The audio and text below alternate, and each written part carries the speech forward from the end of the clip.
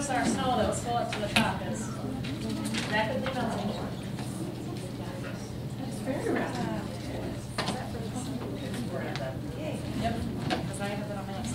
Okay, so center 3 is, again, about footprints and tracking.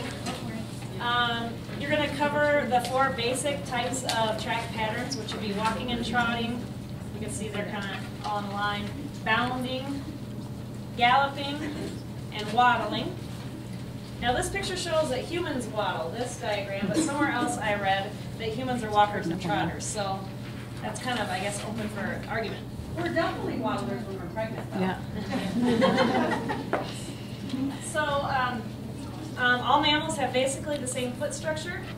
It's interesting to know that a raccoon and a bear's front feet are similar to ours. They have kind of a thumb, and they can grasp things better than other animals. It's not an opposable thumb like an ape or a monkey, but it's still the basic 5 fingers, if you will. And then a lot of animals walk or run on their toes, like cats and coyotes. You think about how their back foot structure is, especially it's kind of up high. And then some larger mammals walk on their toenails, like the cows and horses and deer. So I guess they're hooves, not toenails, but the kids might get a kick out of calling them toenails. So again, we're going to use this track pattern chart and talk about all that. And then the basics, we're going to really try and beat it in their head about the walker, trotter, bounder, galloper, and waddler. And when we're ready for a little fun, this is the part where you need a lot of space, is we have these felt tracks. And you might want to do this out in the hallway, and I think to do them one at a time. But you might be able to lay out 2 at a time depending on the space, but you want to make sure the kids are quiet and respectful. But you want to set them out. I'm going to do the most challenging one, a rabbit. So galloping. So if you look at the picture, you got the big feet and then the little feet. So the big feet are before the little feet. So when you lay them out on the floor, Here, I can skip this part. you'll want to set out all the sets and then let the kids try and hop like a rabbit. So you're going to have to set them up appropriately sized. You going to hop for me too? No. There's a limit to my love. No. Okay. So you can see, and then the other ones are a little bit not quite as challenging as the galloping rabbit. The rabbit is the most difficult. But the kids will love this. Quiet while they're doing this? Yeah. We'll see how your classroom management skills are. So you gotta get them to put their feet on and then put their hands behind and then go forward. Hop. But their feet go first, and then their hands. Isn't that right? Well, it's, Yeah. So their feet have to hop first, and then their hands go second. well, they push off with their back feet, hitting the ground with their front feet and bringing their back feet all the way through past their front feet. So, Good rabbit. yes. And then we have walking and trotting. So walking and trotting leaves almost a straight path, which changes with increasing speed. I don't know if y'all know when a horse runs, it's 1 foot touches at a time.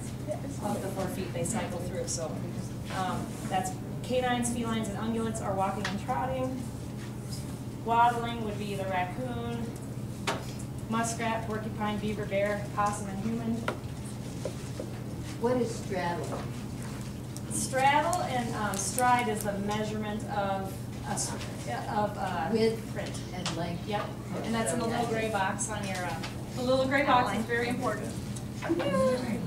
bounding is a weasel family except skunk. So the bounding is side by side. So if you think it's something spring along, that would be a bounder and a waddling bear. And we kind of made them like they're in the snow, so they're kind of dragging their feet. The bear tracks. They're not quite as fancy as our rubber molds, but so you'll set these out and they shuffle along, waddle, waddle, waddle. So the kids will really love that. I'm not sure which one to start with on this as far as. And we think if you set them down on carpet, the felt's not going to move. But if you were to do it just on a regular floor like this, they're probably going to move when they try to do all this. The other really neat thing about this one is we have rubbing plates in here with different footprints, and then we have crayons which need to be peeled. And the plates, I'll pass a couple around, have the animal on it and the footprint. The key to this, if you're gonna work outside in the hallway with the felt things, then I would tape these down to a few desks and just leave them set up for the whole ELF day. This maybe 5 of them laid out. And we're thinking when you tape them down, do the backwards roll tape on the back. Otherwise, when they do the print, it's going to show the tape, obviously. So we threw some tape in there. And you can do all 16 prints taped down, or you can just pick 8 or something, whatever you feel like doing.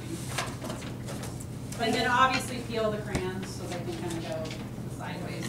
And like everything else, when we like them to take stuff home, but make sure they put their name on it. And you collect it all and then give it to the teacher so they can just put them in a Friday folder rather than having the kids run in their backpacks. Yeah, they just get wadded up if it's in their backpacks. And so that's that. So we got the felt footprints and the rubbing plates in this center. And then this is just something extra, as if you're going to have lots of extra time. These are ID cards for the tracks and the gates, so it shows an animal. This is a black bear, and then on the back it says, black bears have 2 gait patterns, a walking pattern and a slow lope pattern. While walking, the hind foot usually oversteps the front foot. Bears are plantigrade, which means flat-footed. So these are just kind of interesting. Maybe for the bigger kids you'll get through everything, and there's maybe 10 cards here. And that might be a great thing to start out with, like especially with maybe 3rd, 4th, 5th, and 6th grade, and then move on to this fun little exercise cards. Anything else about it? Well, there's a few extra things, but I just don't think there's going to be time. They're gate descriptions, talks about different names, but the same thing. They're just lengthy, wordy descriptions, quite dry. That might be good for your own background reading. Yes. Yeah, bad kids. Bad kids have to read that.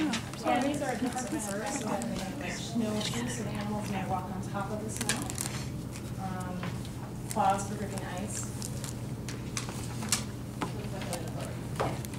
Yes, very good for that. We've done a lot of copyright infringement. Wasn't me.